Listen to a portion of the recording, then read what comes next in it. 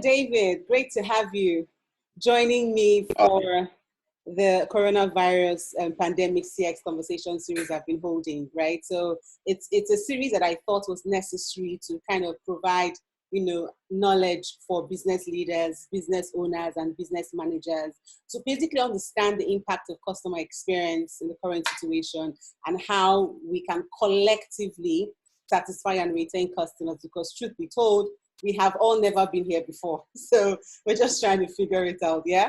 So let me just introduce yourself and tell me what you do, or ask what you do, those who'll be watching this. Yes. Yeah. Well, I'm not sure I can tell you what to do, but I can tell you what I do and what we do. No, that's right. My name's David. I represent a brand called Happily.Ai. So we are a Thai employee engagement company. What we do, plain and simple, is we combined behavioral science with people analytics and an AI engine to help businesses create happier, more engaged employees. This usually leads to measurable improvements in things like employee retention, employee onboarding, and various productivity metrics that businesses would have. So our product, I would say, in the simplest sense, is about making feedback and making communication between managers and teams and employees just better.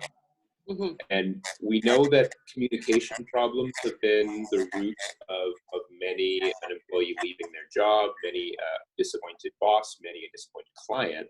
And so what we do is the mirror of CX.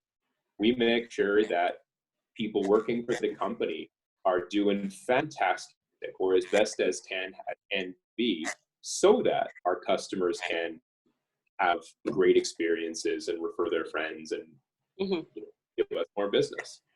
That's what Happily does. Okay, cool, awesome. That's the first I've heard, actually. Right. So obviously you're in what country now? So we're in Thailand. Yeah, right. So what's it like there now? What's the business environment like now in Thailand? Well, we've been tiptoeing towards the full lockdown. We haven't gotten to curfew, but this is certainly, let's just say, treading water. Thailand as a country is, let's just say, its most important industry would probably be in the space of tourism, and retail would support a lot of that. Right. That isn't to say that there's not industries here as well, but tourism is a very significant part of our economy here, and that's obviously taken a massive hit. So every business that's associated with that is treading water, just trying to decide what it is we're going to do from here. How do we keep business running? When will this end? How do we survive until then? What do we do when things start to get better? All of these kinds of problems and sort of thoughts are what seems to be happening in the environment here. Yeah. Cool. So what has been the impact on Happily.Ai so far? What's been the impact of the pandemic on your business? Well, obviously some of the sectors that we've been focusing on that had lots of headcount or high headcount companies. So for example, our product was purpose-built for what we call distributed team, meaning when you were a business that had employees and different teams and offices that were spread across large geographies, that was who we built this for. And so from the very beginning, if you will, we are purpose-built for work from home. So to sort of circle back to your question, one of our initial industries that we thought would be great with us, and they were great with us, was the retail space. Right. Obviously, when you're working in the retail sector, whether you're in Canada, where I'm from, whether you're in India, or whether you're in Thailand, and I assume Nigeria, if you've got a lot of employees that are in a store, well, there will be some hard decisions that have to get made there. So that's had an impact on us, of course. Right. So what are you doing to shift your change in? I mean, you're head of sales and strategy. So what are you doing to change your strategy in terms of your target market in line with, the pandemic? The truth is, we've operated on using an agile model to design our product and design our business from day one. So when we discovered that, hey, this in retail is going to be pretty heavily affected here, we ended up creating a series of new experiments to find out which industries would be perhaps stronger for us for the time being. Yeah. And so we sort of looked at the macroeconomic data and we said, okay, well, listen, realistically, the healthcare services industry is going to be strong and good, but they're going to be really, really busy for us, probably too busy to really do anything with us. So we just sort of began to look at a few other sectors that would work for our industry. And we stumbled across sectors like any digital software business that has remote teams. Okay. These guys are a fairly natural fit for what we do, and we operate with similar culture to them. So the software industry is one that we're very attracted to right now. Right. So, what are you doing to manage your customer experience for the clients that you have now? What are you doing to manage their experiences in the midst of all? We've made several. So we've had to make several changes at the front. So one that I think was fairly critical for us was we needed to change the way we own. Obviously, we had many businesses that were kind of right at the cusp of signing and configuring and installing our product. And so we used to send some humans to their site to train them and help them configure. Obviously, that had to change. So we've gone fully digital that way. Also, our customer success team would have had relatively infrequent voice calls with key stakeholders within businesses.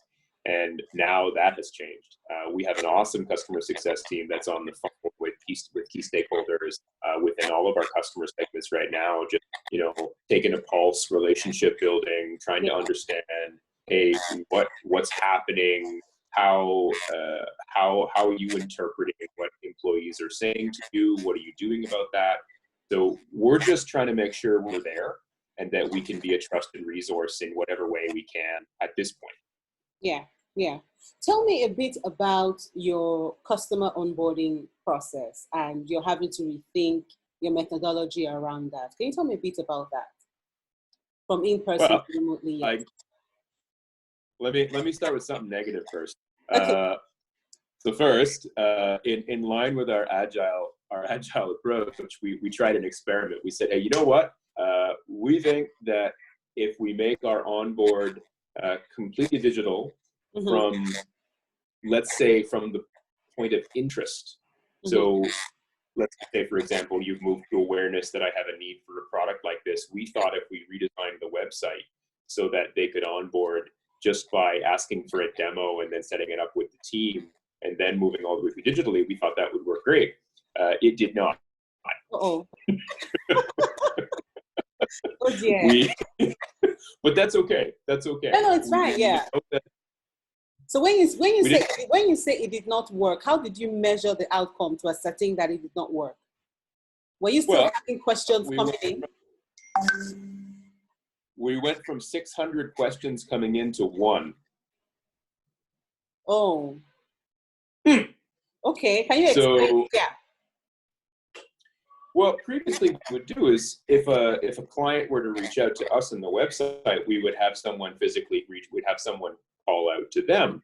And that looked like it wasn't the most scalable strategy in the world for us. And so we thought, well, listen, maybe if we can just make it easier for them, it'll be something that will work great for customers, but it didn't. They wanted to have a conversation with us before they went through the demo. They wanted to understand what it was we could help them with before they sat and committed to our demo. At least that was the feedback that we had. Right. So you got that feedback, and then you had to rework your onboarding process all over again. Amazing stuff. Yeah. Right. So now we've got interest again. Yeah. So that's why it's always good to touch back with the customers that you designed for to find out what's working and what's not working. Amazing stuff. Okay. So tell me a bit about what you have. I guess you've pretty much talked about it, but the next question I'm going to ask is, what things or what areas of your customers' experience has this pandemic thrown to you, the good, the bad, and the ugly? But I think you've pretty much addressed some of that. I don't know if there's anything else you want to highlight. So you talked about opening up, exposing you to a new customer segment, a sector that you did not pay attention to initially. You've talked about redesigning your approach to customer onboarding. Any other thing you would like to talk about? Well, we've also expanded into a new channel. So in sort of interests of long-term business planning, we just recognized some fairly simple things, honestly, Debbie. We thought, hey, as we read out what the experts are saying around the impact from a health perspective and the impact on the economy, we just thought, well, there's quite likely going to be a period of time. I think that period of time is more or less right now, that people are just trying to find a new normal. To give you an example of why we think this way, I had a great conversation with one of my HR head, one of my friends who's an HR head of a multinational company in India. And she spends half her day reading about COVID, reading about the government's new communications about it, the WHO's new communications about it. So 5 days out of her week, half of those days, of her, like, what's happening? What do I do now? Yeah. And so in this particular frame of mind, what is at the table, and pretty much what's only at the table, is business continuity planning. And so if we had something that we could contribute right here, right now around business continuity planning, we'd be at the table as aggressively as we can be. But the truth is, we're nice to have for the next month, maybe. And so for us, the perspective is, okay, well, what can we give of value to people who are tasked with what to do in the new normal? How can we be of value to businesses that are trying to understand, okay, if we are going to have a more significant work from home policy, if this is going to last for a quarter or weeks longer than we think right now, well, how do we work better? And so that's where we're trying to play. We're trying to say, hey, when you're ready, when you want to read about something new that's going to happen, hey, here's how you should communicate with your employees. Here's the type of questions that you might want to ask them. Here are maybe some best practices for, how you run a large distributed team using some perhaps new analytic tools. That's what we're doing. And I think that's amazing. So you've been doing this for a while. So insights basically from other clients that you've had before, you can share some of those insights as well, things like newsletters and all of that stuff.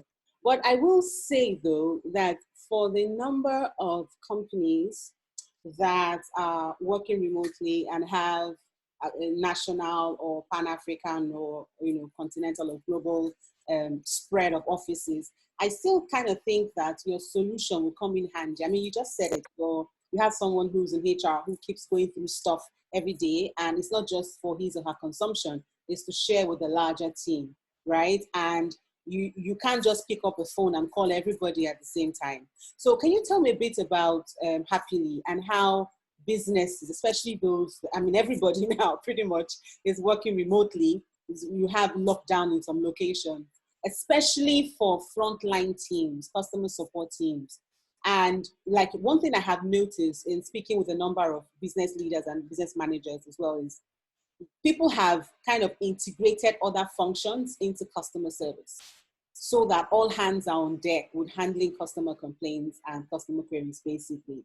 So how would you say Happily can help businesses kind of like, bring everybody together in that light and still keep engagement going, still keep employee experience going, bearing in mind that our goal really is to retain as many customers as we can?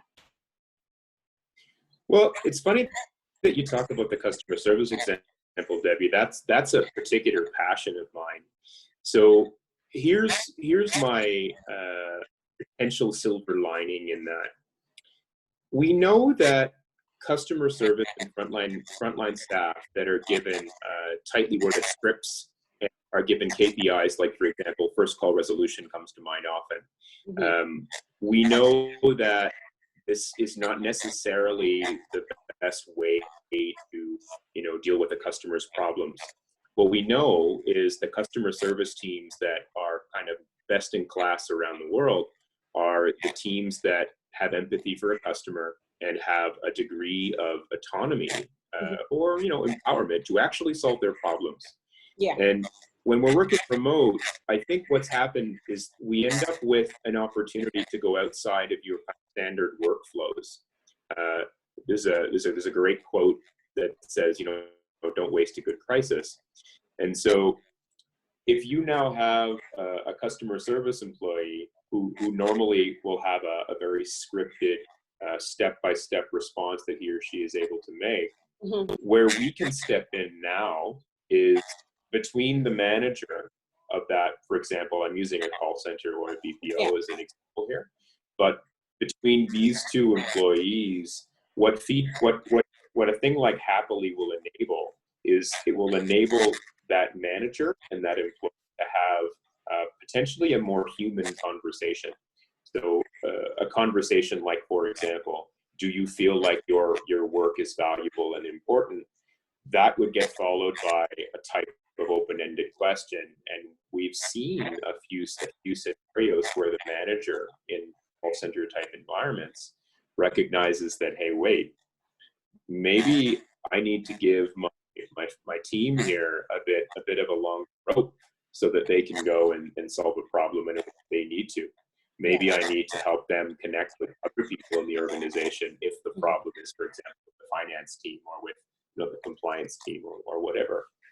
And so I hope that by having a tool like Happily, we can recreate the conversations that we have between what were once fairly rigid hierarchical structures and allow us to be more human with each other. I hope. Yeah, I think what's interesting in the times we're in, and I just posted something about this today, is there's a shift in business strategy, which I like to call the voice of business. And what's happening in the period of the pandemic right now is that the voice of business is now being shaped by voice of customer and the voice of employees, because pretty much the business is blind right now. All you're getting is what's coming in from customers, and then you guys getting that feedback together. What can we do with it? That's defining where the business is going. So I think this kind of solution is very needed at this time, especially for what we call essential services. So I get that for the health sector, they will be swamped with a lot of requests and all of that, so they won't really have the time. But just imagine in the middle of work. I mean, I've gone through your solution before. In the middle of work, you just get a message. I mean, like the solution was that says, how's your day been? Just something like that. What can we do to make your day better? Little stuff like that, which is one of the reasons why I fell in love with the solution the minute you shared it with me on LinkedIn. And I thought this is a perfect time to introduce it. So beyond the support team, really, are there any other opportunities how else do you think you can support businesses today in managing employee engagement, in managing employee experience overall during the period of the pandemic? Well, I can speak to our own team as an example of this. So what we've found is we're all struggling in our own unique ways. And we have a relatively small team, but when I speak to colleagues at larger companies, they're struggling with the same things. Yeah. So what happens when you isolate a group of people and you keep them at home is, well, sometimes spending too much time in your own head can make you maybe not the most stable human being you wish you could be. Yeah. And so one of the more interesting features I think that we have, and I'll be honest, when we first kind of built it out, I was a little bit confused, like, how do we use this thing before? We have this feature called Happily University, which is really about skill exchange and knowledge exchange. So let's say, for example, I wanted you to train me on voice of the business. You might offer a course on it to your colleague, and you might charge a certain number of points to attend that type of course. And Right. so in an example, like with that kind of understanding of what it is, our employees wanted to understand something that is a best practice, that has been a best practice for me for years now. Yeah. It's called gratitude journaling. So on a daily basis, I'm a big advocate of an author named David DeSteno. He talks about writing down your previous day or previous week's experiences, and then physically writing something that you're grateful for. And it doesn't need to be something big. Maybe somebody brought you a coffee, maybe a brought you some rice that you ran out of. It can be anything like that. But if you're trying to stay calm and positive and productive, or on task anyway, then sometimes just sitting back and saying, I'm really glad that my wife made coffee this morning. I didn't want to get out of bed. That was great.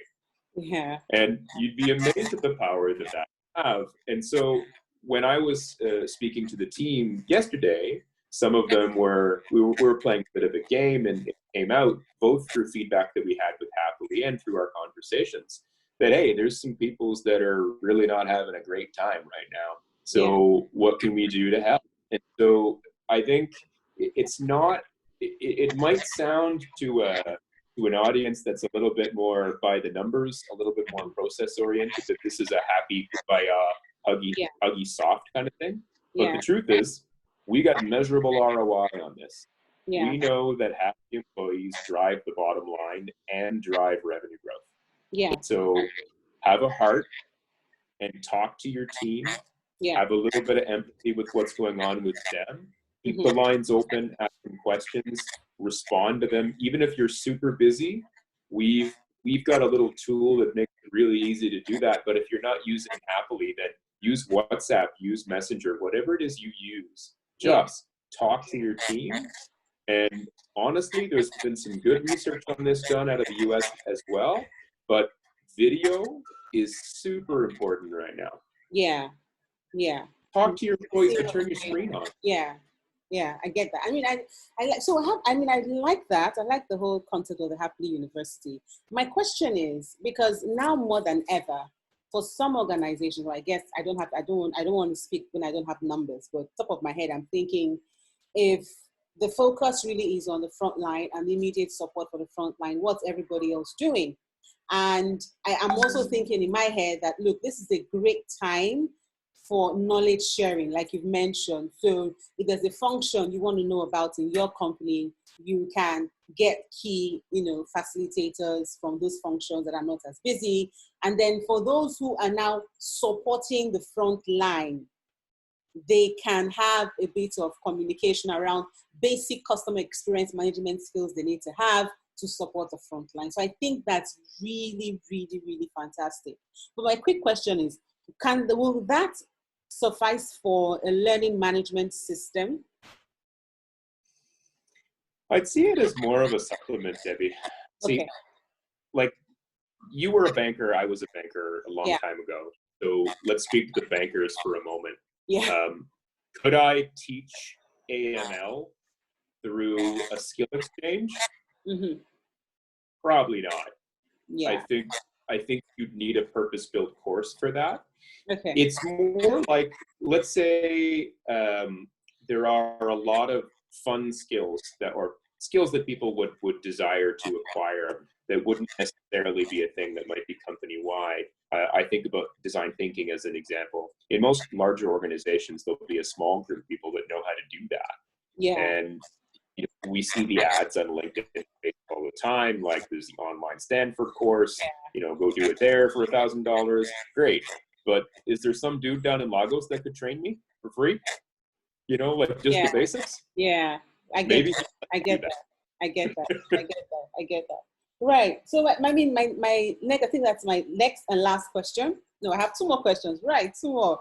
Right. So the first one, the first question we're going to ask for the last question is, what are the three sectors that you think will thrive during this pandemic? So I look at the consumer staples sector, for example. So at a broad level, I would say grocery stores, pharmacy shops, that segment of retail that, you know, serves our most basic needs, like rice and bread and vegetables. Like, we need that. Everybody needs that. I have, and toilet rolls. Yeah, toilet paper. You know, that kind of, like, Procter and Gamble's probably a good stock to bet on right now. Yeah. If I were gonna some investment advice. Right. So I like that sector a lot.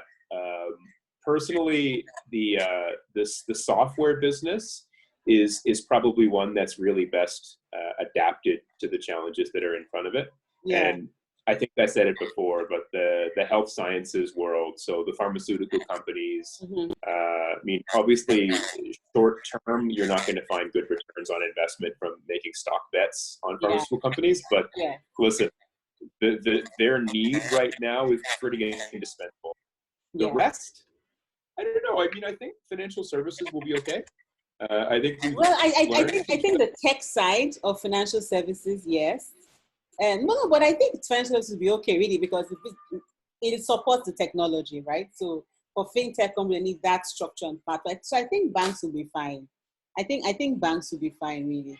Right. So the last question I have before I let you go, David, which is, what are some of the tips, if you had to suggest 3 ways that these businesses can satisfy and retain customers? So, I mean, you've mentioned one, which I've picked on really quickly, is staying in touch with their teams. Doesn't have, I mean, WhatsApp, whatever channel, just stay in touch. Video calls, video communication, I take that, you know, it's a great way to do it. What other suggestions would you have for businesses, especially in the sectors that will thrive? Because I'm sure they're going to be dealing with a lot of volumes at this time. What suggestions will you have for them? Check in. I mean, the situation that we're in around the world. It doesn't matter whether you're in Singapore, Lagos, or New York. It's day by day. Yeah.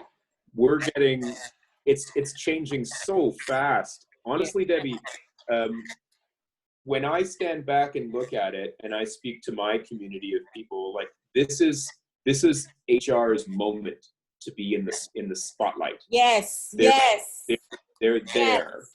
Yes. They are the only person that anybody cares about. Like, sure, the CFO is important, no doubt. Keep the business running. But so because of that, I wanted to know, like, okay, well, that affects my business because I speak to the CHRO, I speak to the, you know, the chief people officer or head of culture, whatever you want to call that role. They are run ragged right now. And so I have some heart and a few conversations I've had with people that could find 15 minutes for me on, like, a Sunday afternoon, because, you know, how their life is right now. I just wanted to know, what do they need? And in that conversation with them telling me, hey, listen, like, things are going to be a bit chaotic probably through the end of April, and then maybe we can begin to start addressing what we do next. But for the moment, that group, which impacts me, is telling me what I need to know. They're telling me what type of content I need to produce for them, what questions they're seeking answers to, what problems they're having. And what I would advise is, honestly, if your business has a sales team that know how to communicate well with their customers, just go find out what's going on. Don't try to sell them anything. Not right now. Just make phone calls. Who are you? What's up? How can I help? Can I help? Do you need me to go away and call you back in 6 weeks? Cool. Your marketing team can do similar work. Like, it's time for insight gathering. Like, go find out who's coming to your website, what they're clicking on. Build material that will help build your brand. Build material that will be of help to the business continuity teams if you can. And if you can't, then just check into your existing customers and find out what's going on. It might be in your best interest to give people your product for a discount. It might even be worthwhile. And I'll use an analogy here to get my point across. I remember in 2003, when the eastern coast of North America lost power for, I forget how many days, but a good long number of days. And there was a story that's since become something of a marketing darling from the city that I'm from, which is Ottawa in Canada. This small little ice cream shop lost power. no power backup. And they said, well, my ice cream is melting. And so they opened their doors and they said, here's an ice cream cone. Do you want an ice cream cone? And they gave all their product away for free. And they were fortunate that they had enough cash that they could survive the stock outage. Mm-hmm. But the act, that generosity, built them a loyal following. They're a fantastic brand. And so to a more modern time, if you cannot provide a service that your business customer must pay for, mm-hmm. maybe look at your pricing for a window of time. Yeah, I get that. Absolutely. I agree with you 100%. Right. So for the businesses or the business leaders that will watch this replay and will be interested in, I'm up for how we can support businesses at this time. I mean, are you open for engagement? Do you have anything special for them with discounts and all of that stuff available? And how can people reach you to find out more about Happily and how that can help them, you know, drive employee engagement and manage employee experience, especially during the pandemic and now, of course, afterwards as well? So we do have some solutions for our customers, and I think the truth is, Debbie, it'd be far better for me to understand what business we're talking to and what exactly it is that they need. Yeah. We unfortunately are, well, unfortunately, we're a young company. We're pretty small. We probably can't, let's just say, serve 10,000 of the largest enterprise customers if they walked in the door right now. Mm-hmm. We're ready to grow and we can grow really fast. But I think in interests of you know, not getting fired by my boss, maybe people can send me an email or give me a phone call. Debbie, I'll leave you with my contact information. Sure. On your site. Yeah, sure. But you can reach me at David@Happily.Ai. Okay. So please feel put free that to reach. Well, after at the end of the video, I'll put up your email so people can reach out to you, ask questions, and that would also give you a chance to hear from them what their problems are, and you can take it from there. Yeah, but again, I mean, I'll share with you all of my contact information you can have with them. So if somebody wants to reach out to me on WhatsApp, if that's more comfortable, if they want a Google Hangouts meeting, Skype meeting, it doesn't matter. I have all the communication tools. Oh, you have to. You're saying head of sales, so yeah, you're everywhere. Perhaps most importantly, if your audience wishes to know more about me, there is one person that we're forgetting in this equation that they might reach out to. Take that again. They might reach out to you. Oh, me, so, right? Yes, they can. They can. Maybe they can call you. Absolutely. I'm happy to make the connection happen. Thank you so much, David. I really appreciate it. All right, then. We'll talk later. Debbie. Bye-bye.